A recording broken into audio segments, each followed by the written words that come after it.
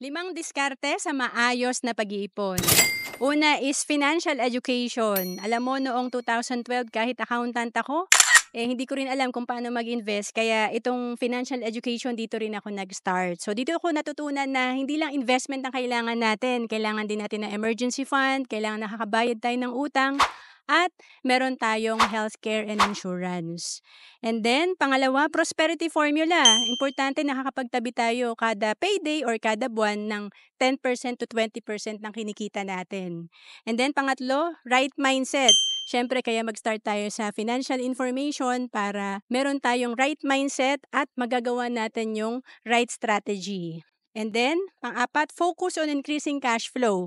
Itong solid financial foundation na natutunan ko noong 2012, mas mabilis nating mahihit or mabibuild itong maging solid or mapupuno ang alkansya natin kung maganda ang cash flow natin. Ang cash flow, ito yung income minus expense. Ito yung natitira sa ating sweldo.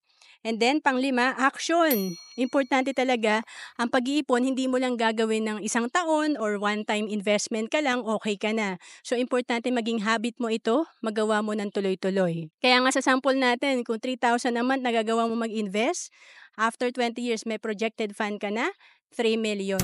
To know more about savings and investment, message mo lang ako sa FB, Roan Celis Capistrano.